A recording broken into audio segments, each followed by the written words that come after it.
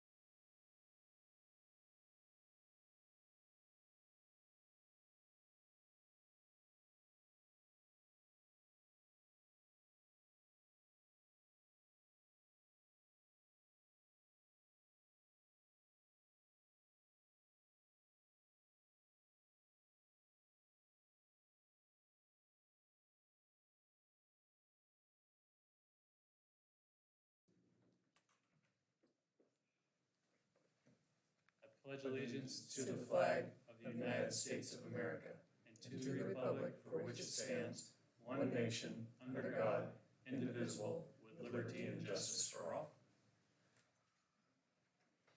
Good evening, everyone. We're just gonna do a little round robin, introduce ourselves. I'm Eric Augenaga, I go by Augie, and this is, My name is Ben Watts, and short for Benjamin.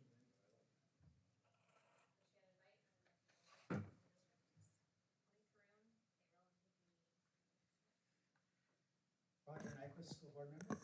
Heather Chronicle. Grant Webster. Dana Allgaier. Brad Wilson, school board member. Michael Thompson, school board member.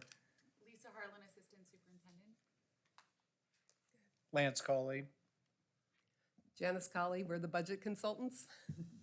Rob Saxon, I'm interim superintendent for Greater Albany. And Case Bowman, Director of Operations. all right, thank you very much.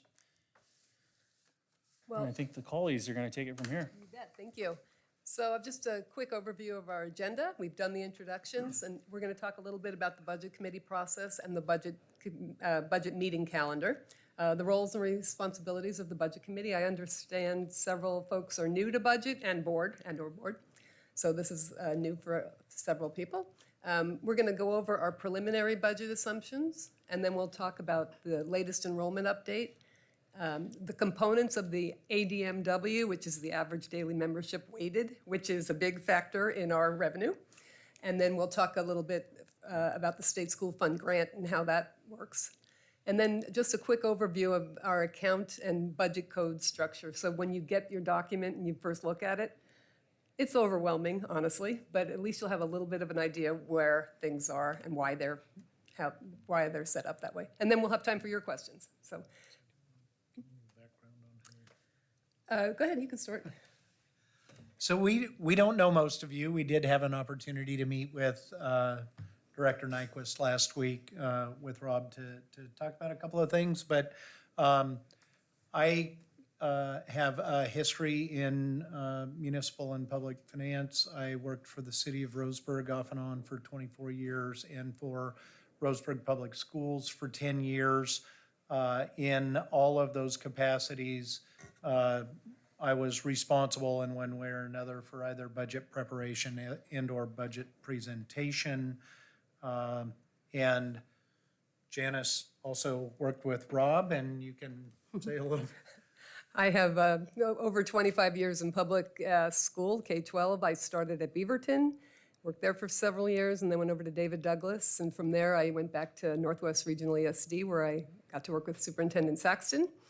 And from there, we retired, and then we've been doing some consulting. And really, if you ever want to retire as a school business official, you can work as much as you want. So we've been doing lots of different school districts over the last 4 years, and it's been very interesting. Different capacities. So we've done budgets, we've done audits, we've done everything in between. So we have some experience, and we're happy to be here at GAPS with all of you. So with that, we will dive into the Budget Committee process.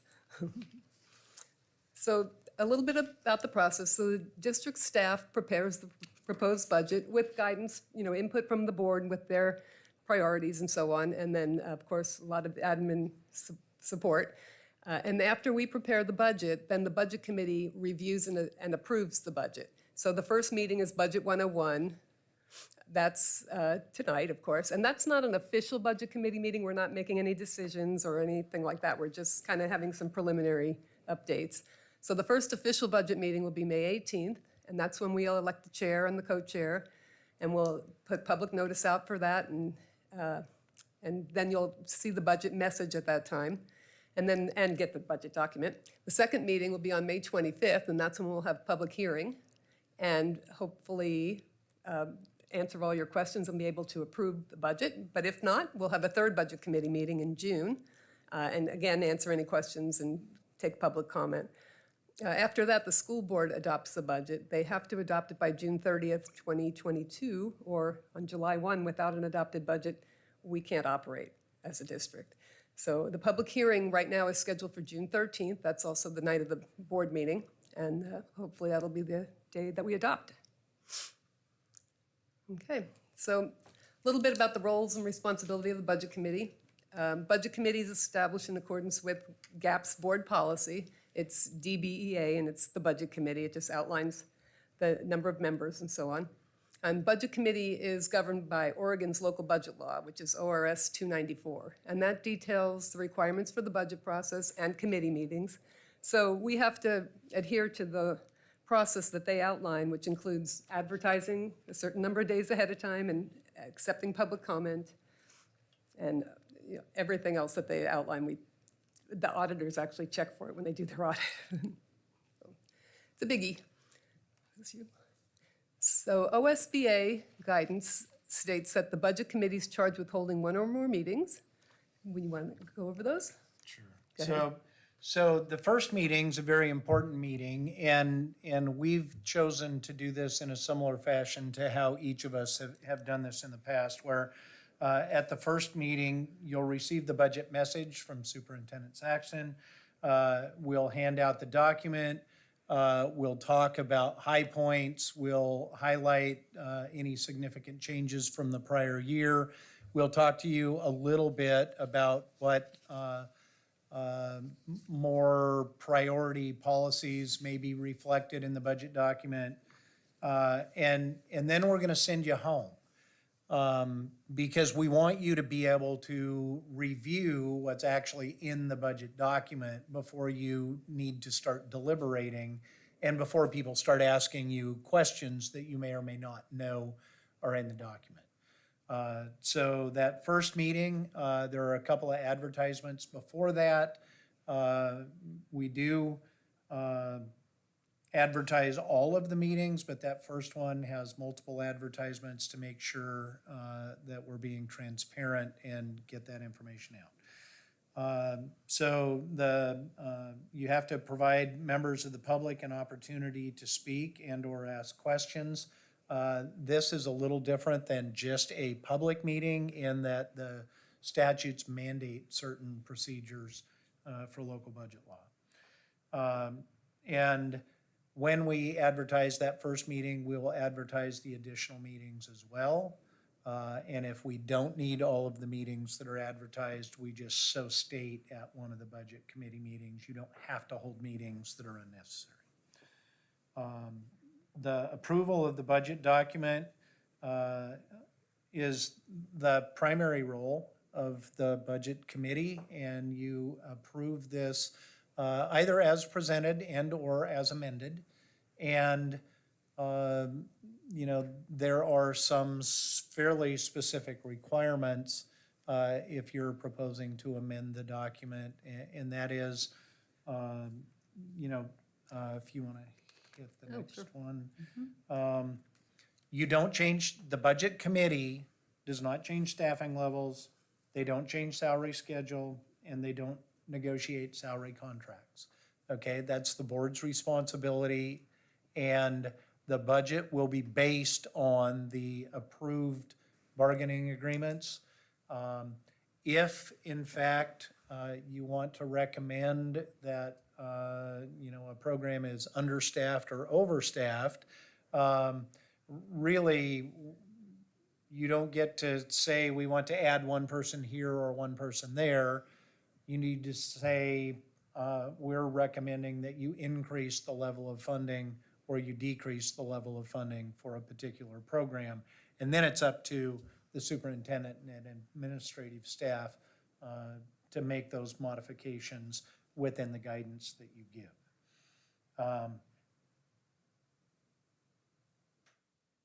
The board actually has given the superintendent a lot of direction at this point in time, and I know there's been some transition, and so we're attempting right now to work with Superintendent Saxon and his administrative team to make sure that the budget that we present to you in the proposed budget reflects the board's program and policy decisions that they've been making over the last year.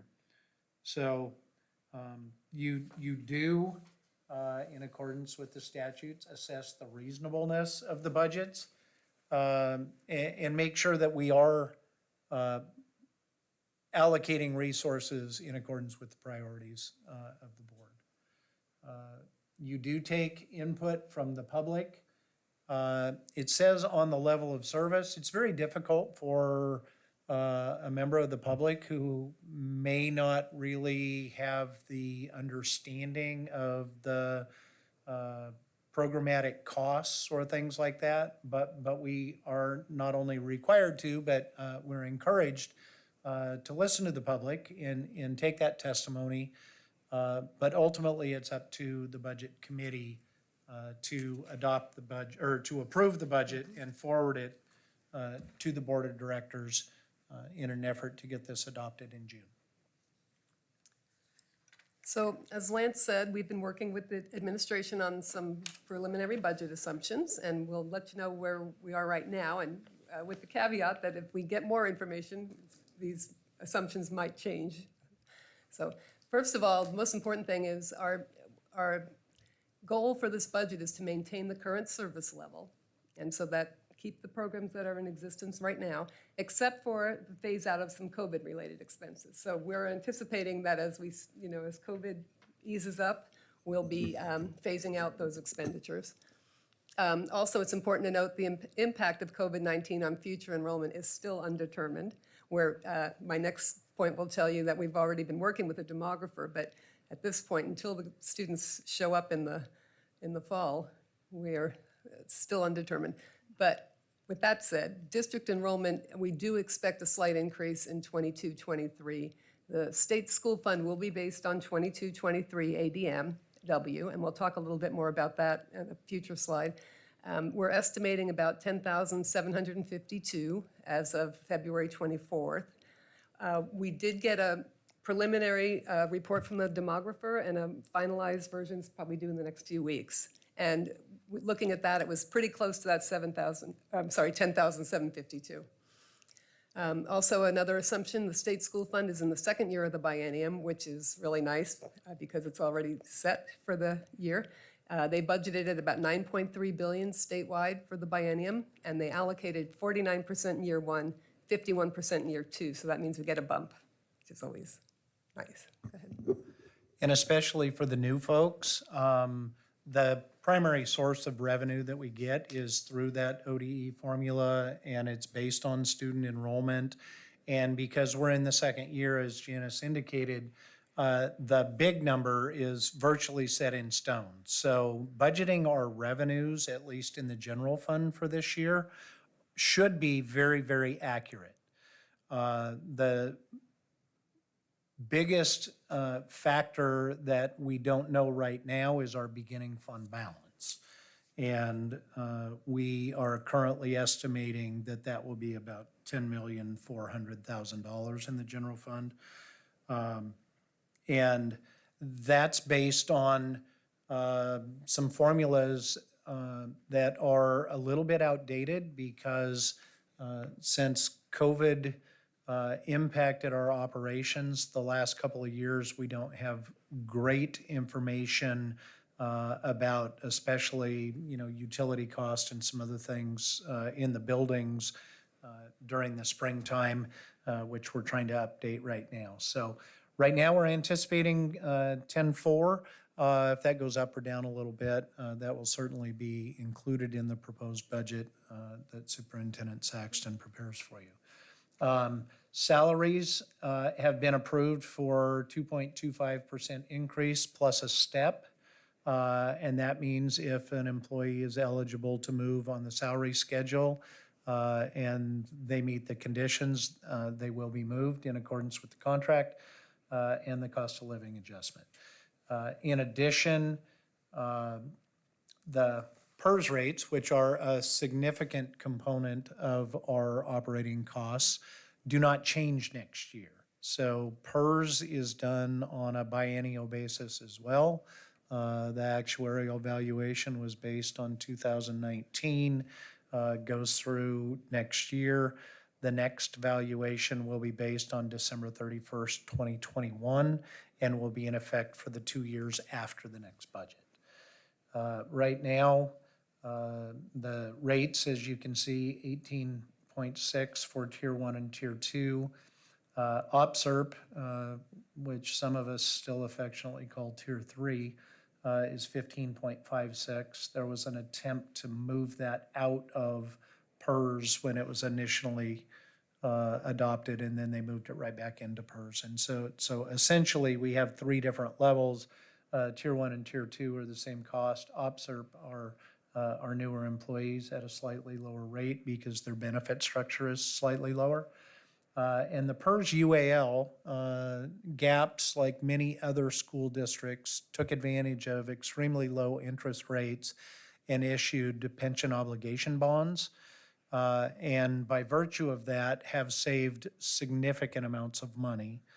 And the rate that we charge internally against payroll is 6.5%.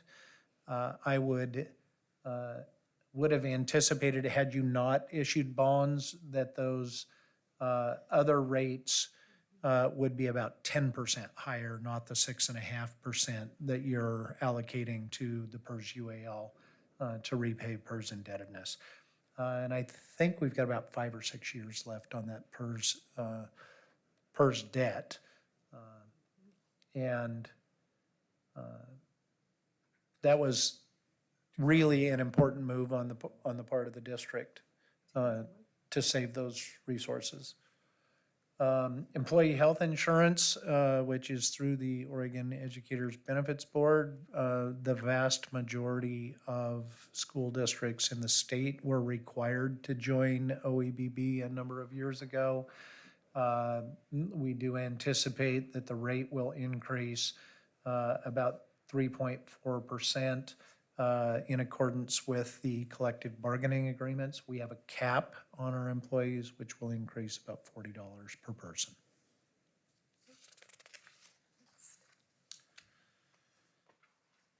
So a couple of other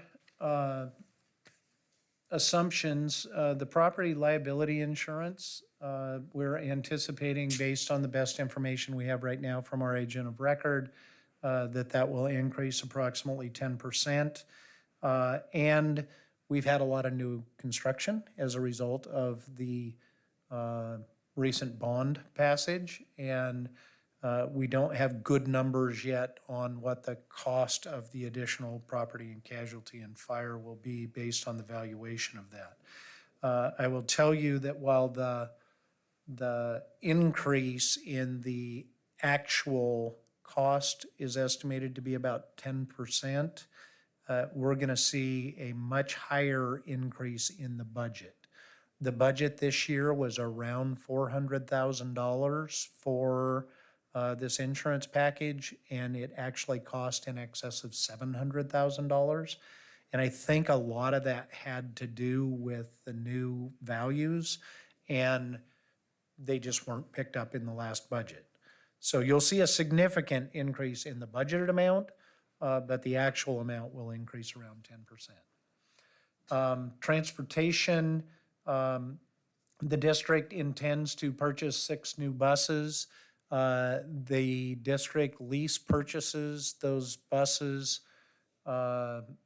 generally over a 7 or 8 year period of time. The Oregon Department of Education reimburses districts for their transportation cost at 70% of the total over a 10-year period. So you get 7% of that each year for a 10-year period, with the net additional cost for buses being $213,149 over that period of time. We will borrow the money and begin making payments on those. We have a couple of other funds that are very significant. Student investment account, slightly increased revenue next year. The district has a plan that they went through a couple of years ago that identifies what the types of programmatic expenditures are for SIA. And that has a separate fund, and so you'll see a lot of detail on that. High school success, again, a separate fund, and the program at the state level is fully funded, and it looks like it will continue to be fully funded, so we're pretty happy about that. That's provided a lot of opportunities at that level that we didn't have prior to the measure being passed, so that's very important. ESSER, is everybody somewhat familiar with the emergency funding that was provided to schools throughout the country? It's funding, it was, again, based on size and student population. Over the course of 3 different funding cycles, so there was an ESSER 1, an ESSER 2, and this year an ESSER 3. The total amount of funding eligible for GAPS is in excess of $24 million. We've spent a couple million of that, mostly the ESSER 1 funding right now. This year we're spending some of the ESSER 2 funding, but we anticipate a carryover of in excess of $15 million into the next budget. And again, we're wrapping up in the next week or two how much we anticipate spending before June 30th. But the ESSER funds were one-time funds, or in this case, 3 times funds, since they did keep allocating resources, but we don't anticipate more ESSER funding. So that money has to be spent in 22-23 and 23-24. So you'll see some pretty significant spend down in that next year, and then the final spend down will be in 23-24. Yeah, we mentioned earlier, we discussed enrollment. There's a lot of information on this slide. We'll go into detail on the next slide. I just wanted you to see that this is what Oregon Department of Ed prepares for every district in the state, with numbers that are provided by the district as well as by the ODE itself and the federal government. So they always look at 2 years. So the upcoming budget year is 22-23, it's the column on the left, and the current year is the one on the right, 21-22. And they'll ask a variety of questions or count on a variety of different students, and there are different weights for students. And I'll go on the next slide where you can see it a little bit better. Okay, so here are the components in the average daily membership weighted. First, they start with they call ADMR, and that's just the number of students that show up. You know, every student counted once. And then we have weightings that we add. So for students that are in ESL, they need more services in general. And so we get an extra 0.5 weighting for all the ESL students, and we are estimating 585 students in next year's program. So that would count for 292.5 additional weights. That's over on the right-hand column. And then students that are in pregnant or parenting programs get an additional 1.0 weighting, and we project 8 students for a total of 8. And then 1,250 IEP students capped at 11%. So those are students that are on IEPs, but the statewide cap is 11% of each district's enrollment, and then they grant an exception for some additional students. So 11% of our ADMW is the 1,003.42, and then students above the cap that are granted per ODE is about 75.8. So they never have enough money to do the 11% across the board. It's been an ongoing issue, so they allocate as much as fairly as they can.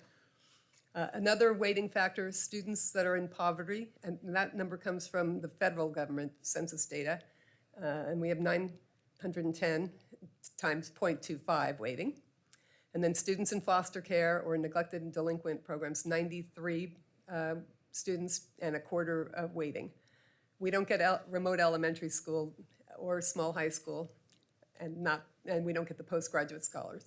So all of that adds up to 10,752.56. So again, it's important to note, we start with 9,122 students, but because we have students with additional needs, we do get additional funding from ODE. And ODE is pretty clear about telling us that this is not a spending mandate, it is a funding allocation methodology. So because we get this doesn't mean we're just limited to spending that much. We spend what we need to run our programs properly, but that's just a way for them to allocate resource in as fair as they can make it. Okay, here's another lovely, confusing form, but this is the state school fund grant estimate that we get, and we'll go into more detail on the next slide too. But the important thing to note on the left, we said earlier, it's based on the $9.3 billion budget, split 49-51, and it's based on 22-23 ADM. And that's important to note. If you're new to budgeting in schools in Oregon, we can have a hold harmless year. If our enrollment was going down in 22-23, ODE would allow us to use the current year, the higher enrollment. So we always are looking at both years and comparing. If we happen to have a dip in enrollment in 22-23, say we went down to, I don't know, 10,500, and I'm kidding. But we would get to use the 21-22 enrollment as a basis for our state school funding. So we would have a little time to prepare for the declining enrollment without falling off a cliff. So, and I'll get into these pieces a little bit on the next slide. Do you have anything to add? And if you look at the second box from the bottom, that's probably the most important component of this. And that's the general purpose grant is $9,357 per weighted student. And the total revenue, which includes transportation, adds another $365 or so per student. And that's what we end up getting from the state. Many of you who go back a number of years, at one point in time, we used to get about 70+% of our revenue locally through our property taxes and fees, and the state came up with about 30% to general fund operations, and now it's just the opposite of that. It's a little over 70% primarily from income tax at the state level, and about 30% provided locally. Is this interactive, or am I supposed to just keep my mouth shut? Go ahead. Oh, that's a video thing. I want to go back to the ESSER funds. You mentioned a carryover of $15 million. Does that reflect the commitments at South Shore and Waverly and North Albany? So the answer is no, it does not reflect those because we haven't started the construction there, and so we haven't done any spending. And we don't anticipate very much spending in that in this current budget. And instead, that money will be spent out next year, by and large, and the following year. And so that will be those funds will be accounted for in the budget that we're putting together now. And so that will decrease significantly next year and the following year. So will the financial commitment also be reflected in the budget? So we don't think we have more than we really have? It will be. Correct. The priorities that you've already approved and the projects that are moving forward will be reflected. There may be some money left to carry forward to the following year, but we will articulate what that $15 million is anticipated to be spent on in the next year. Just so we don't spend it twice. Not that that's. Promise you, we're not going to let you spend money twice in the budget. And just for, just to, we anticipate that the South Shore construction is going to be about $7.5 million of the $15 million in ESSER three. And so that'll be budgeted next year as coming out of that $15 million. And anything else that we anticipate we're going to spend next year out of ESSER three. I thought I heard 15 million was total ESSER, all ESSER funds. Total of all ESSER funds is just north, it's about 24.1 million. And ESSER three is the one that remains virtually, pretty much untouched this year. We've used some actually, but not a ton, but we'll have that accounted for in the budget. Thank you. Yep. Thanks for starting the question. Looking at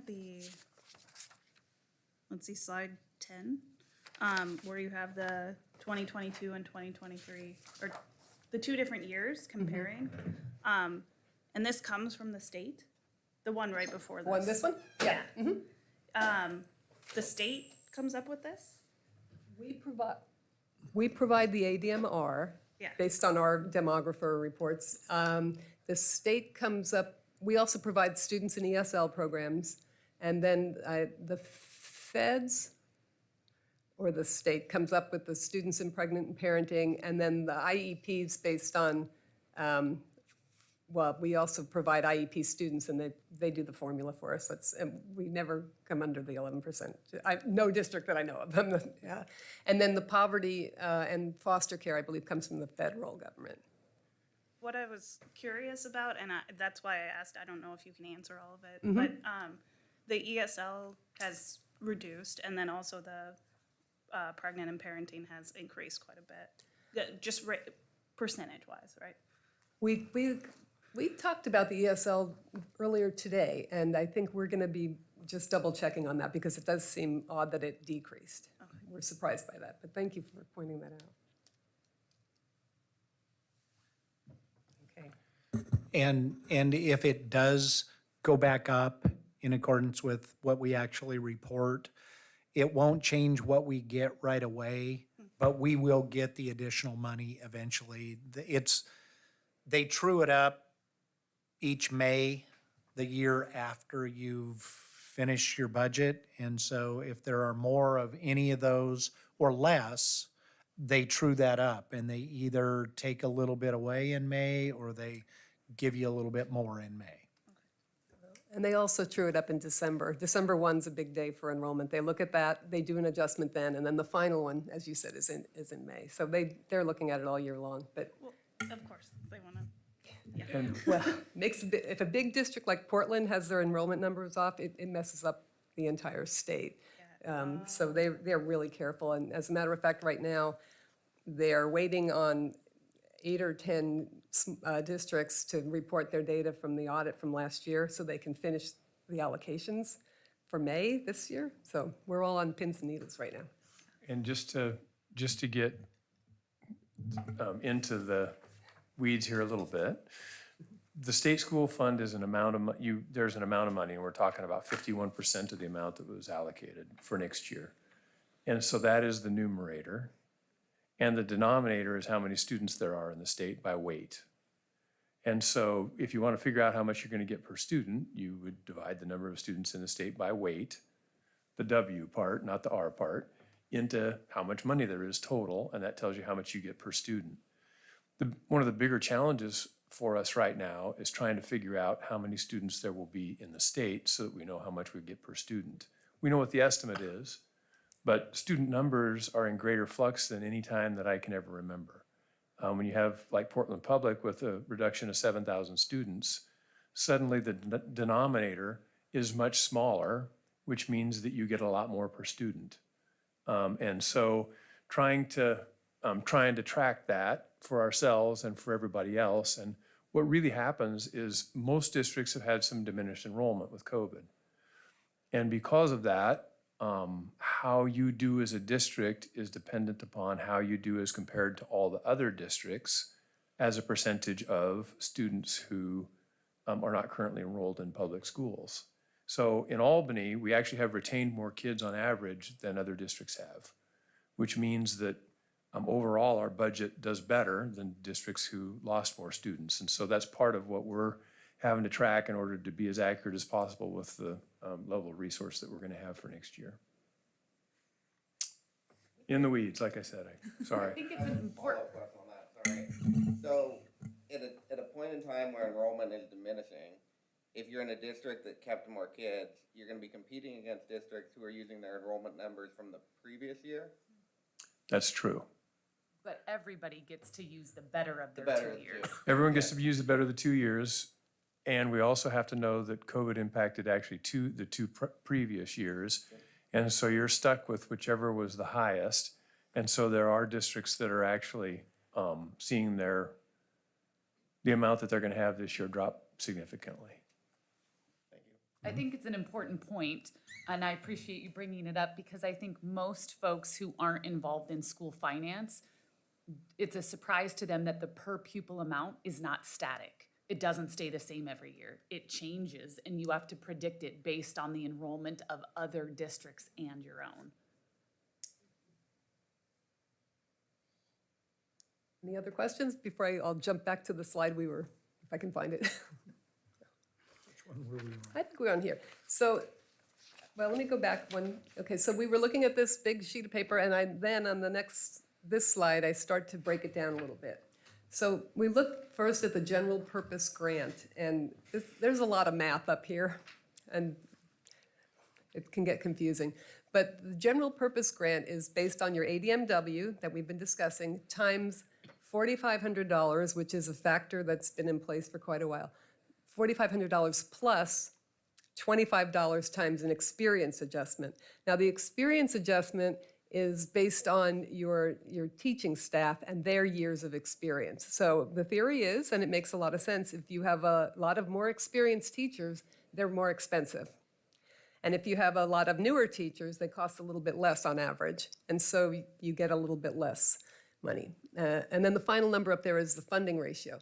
So for Albany, we have 10,752 students, and the funding factor for us is minus 0.97, so we're not quite a full one. So that means our teachers are slightly less experienced than the average statewide. So that's a little bit of a negative for us. Instead of getting $25, we get $24.25 to our 4,500. And then the funding ratio is taken out to how many digits there. It's quite precise by ODE, and that varies during the year as well. All of that said, we have a general purpose grant of $100,611,000. In addition, we get a transportation grant, and that's based on our projection of eligible transportation expenditures times the reimbursement rate, which is 70%. So we are estimating our transportation next year will be $5,600,000. So times 70%, that means we would get $3,920,000. And as Lance mentioned earlier, all of this gets trued up the year after. So in the next month or two, we should be getting our money based on what happened in 2021. They'll finalize. We've been getting money all along, of course. There's more to this now, because it's way too much fun. And we also look then at local revenue. So the district provides an estimate of our property taxes for the coming year. And then we also get federal forest fees and common school fund money and county school fund, as well as state-managed timber. So all of those items are considered local revenue. Go ahead.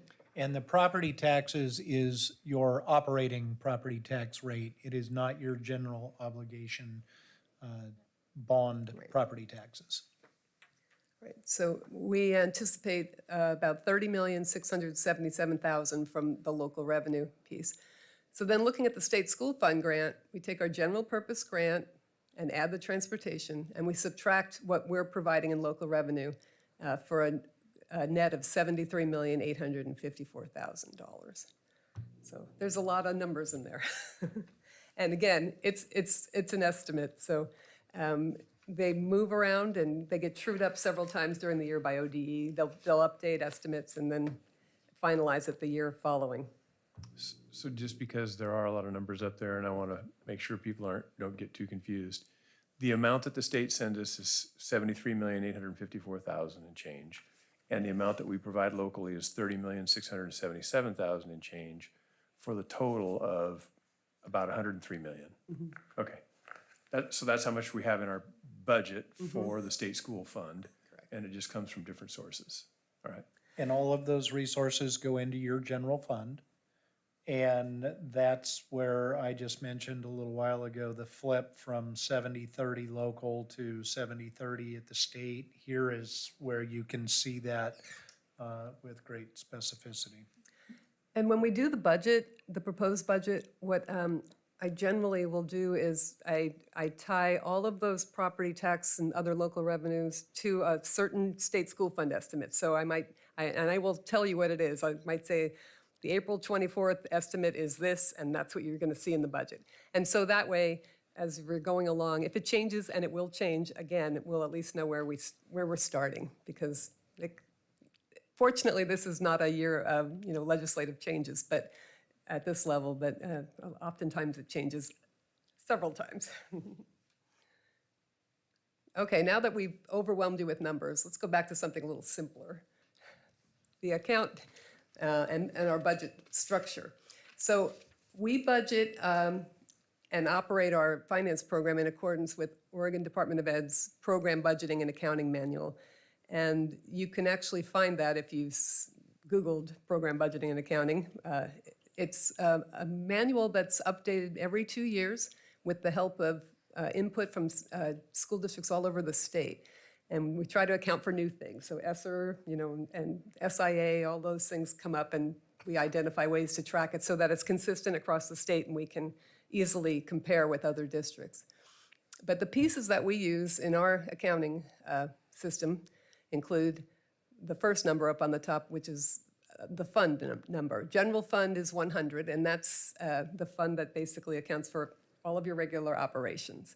And each fund is its own set of self-balancing accounts. So they must always be in balance just within themselves. And then the next item is the function. And I have 1111 up there. That function is for elementary education. And so the function describes the activity for which a service or material object is acquired. So you'll be able to look at the budget document and you can see, okay, 1111, that's what we plan on spending for elementary instruction, and then 1121 for middle school and so on. And you'll be able to see what we're planning to do with that money. Within that, we have an object. So the 0111 is salaries, teaching salaries. And so that tells you what we're purchasing. So anything with a 1 might be a salary or for substitutes or temporaries. And then 200s would be associated payroll costs, 300 supplies and materials, 300 purchase services, 400 supplies and materials. You'll see that all clearly outlined in the budget document. And then the next item in our account code is the center, and that tells us the location. So I can look at an account and I say, well, I know that's West Albany, I know it's athletics, and I know we're buying, books, not for athletics, we're buying whistles. The next thing is the area of responsibility. It identifies specific curriculum. So we might say that, within the instruction, it's a math book. And the sub area is used if you need to further classify anything. So you can get really down in the weeds if you want to. And it's helpful for us when we're doing a program like ESSER or the summer school. We want to identify the location of the school or the services we're providing. Gives a lot of. And for instance, internally, and we roll these things up for you. You're not going to be that far down in the weeds, but you will always see the fund and the function, and generally the fund, function, and object. Some of the other things we roll up to that level because you'd end up with a 500-page document if we didn't. But for instance, in our conversations earlier today, you had 3 different ESSER funding streams, and So the sub area, which are the last three digits of your account number, 000 was ESER 1, 200 was ESER 2, and 300 was ESER 3. And so internally, your administrators and your finance staff can track how much revenue you got, match those expenditures with that for your grant reporting. And that's a transparency issue, it's an audit issue, and every district in the state is required to at least use the fund function object codes. And so you can compare information out of your audit report with other school districts because that information's required to be submitted.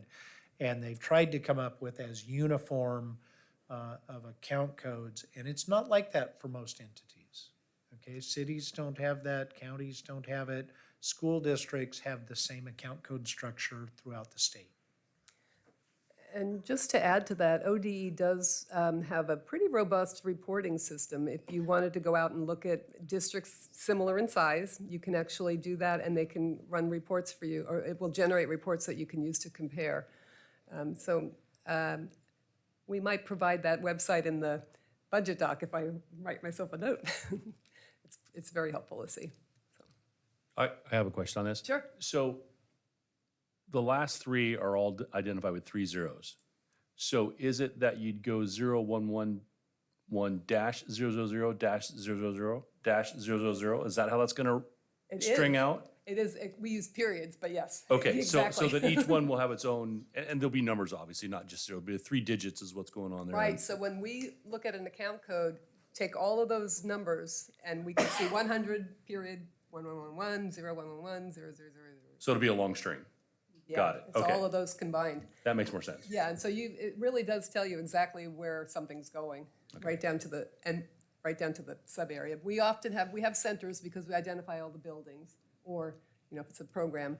And then area of responsibility is often used in high school to identify like math or science or whatever program it is. Sub areas, not as much, but I've seen it in several things today, actually, when we were looking, so. And again, we'll likely roll some of those things up into just 100.1111.0111 and maybe 3 more digits, because you could have, That's 20 digits, yeah, and just in case we're counting. and when we roll that up, I mean, so a lot of internal reporting, you'll just see fund and function. Okay, so you see the big numbers, and when we actually do the appropriation at the board level, it's at a much higher level than that. Okay, we do instructional services, we do support services, and so we need to be able to roll these budget numbers up in a number of different ways. And the reason that you appropriate at those larger, higher levels is to provide yourself a little flexibility, because the budget is a guide, okay? As much as we don't want to spend more than is in a budget, it is a guide. There are ways to reappropriate funding if necessary at the board level after it's adopted. But we want to make sure that broad enough categories are there so your administrators have the ability to meet challenges that come up during the year. And you'll see that in, if you have last year's budget document, there's an appropriations resolution in there, and that shows you at the level that the broad authority is set in stone unless it's amended by the board. But the center code is nice because then the schools can run a report by that center code and just run their numbers. They don't need to see whatever, other schools are doing. So. Okay, I think that's it. Now we can take any other questions that you might have.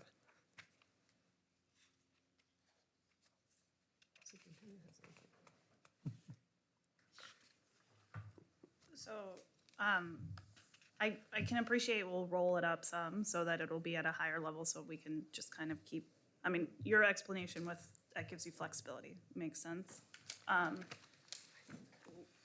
Will we have some of the weeds available to look at and ask questions about as we? I think so. I'm looking at last year's budget to make sure, because I believe there was a lot of detail in here. As a community member, Yeah. And generally speaking, we don't think we're in a position to change dramatically the format that these numbers are presented, because, one, this is what you're used to. We do want to make sure that we have good explanations for any of the changes that we make in formatting. But there's a pretty high level of detail in every function, especially in the general fund. I mean, you know, you're looking at 40-plus pages of general fund numbers.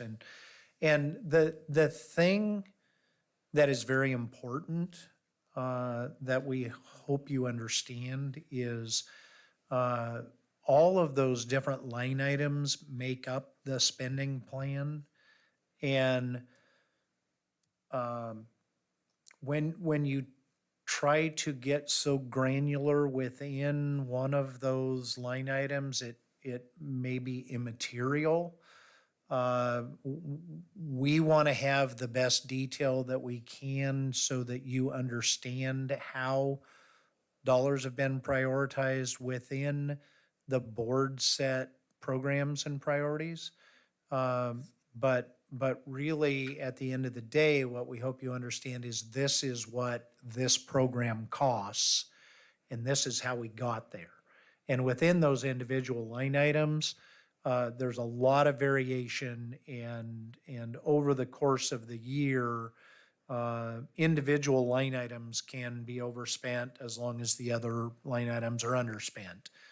Again, it's a guide for the folks that are spending the money to take a look at and say, yeah, this is what my program costs, and this is what I think I'm going to spend, but you know, if I got to spend a little more over here, we're going to do that.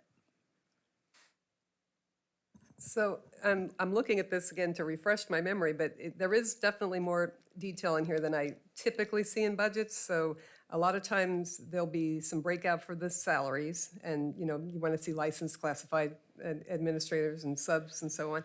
And then associated payroll costs, you often see a few lines of that, like PERS is usually, not usually, it's sometimes just all compiled as one number, and then Social Security and Workers' Comp is another.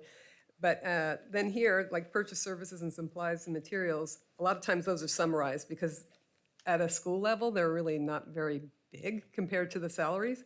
But I see here, these are broken out by every single line item, so there's a lot of lines. If there's some additional information you need, then we can certainly try to supply that. So I was looking at the numbers on budget, I mean, using these numbers, and I know they're not finalized yet. There's two different calculations on getting to end what our total budget would be. Do you have a number what that should be? The one way you did it, and then they were both very close, but they're slightly different, Okay. within like $5,000-6,000 of each other. But I just didn't know which one would be our calculation. For next year's budget? Yeah. Well, you have to come back next time. Yeah, the reality is, I mean, I'm just trying to compare the two methodologies is all I'm doing. So if you went and did, I'll show you what I did. Okay, which slide? So let me get to that slide. The slide that was on page 6, if you did the amount, The ADM components?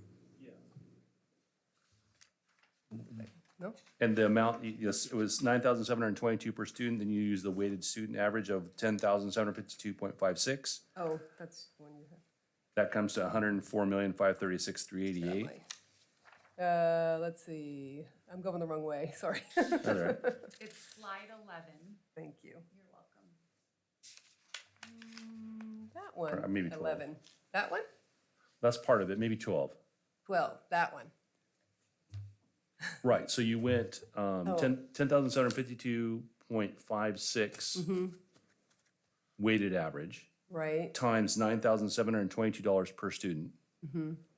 Got you to 104,536,388. okay, and that's I that just did the next math on slide. that one, Yeah, yeah. okay. Yeah. And so, and then when you go to The other page, the other page, which is slide 14, this one, okay. right, 14? and you then take Oh, yeah. those three, and I'm assuming you add back in the $30,677,000 that you would get Yes. now from the county. The state takes it away, but the county brings it back. Well, the state takes it out of the formula, but the county brings it. Correct, yeah, but Right. we still get that money, and that comes to Right. 104,531,602. So I just didn't know which number calculation would be the number, which methodology we would choose. It's almost a rounding error at this point, and we're gonna It have, is, yeah. we're gonna have other things in the general fund budget.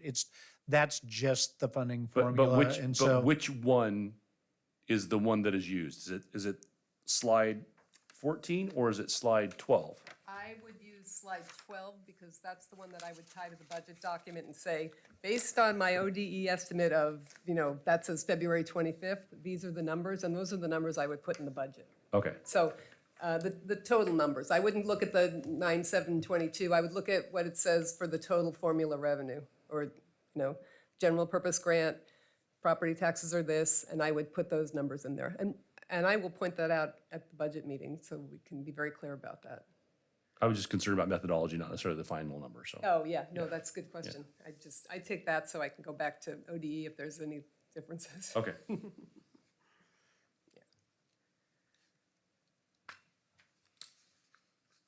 Last call for questions. Well, thank you very much, everyone, for joining us tonight, and we will see you on the 18th of May. We're adjourned. Thanks, everybody.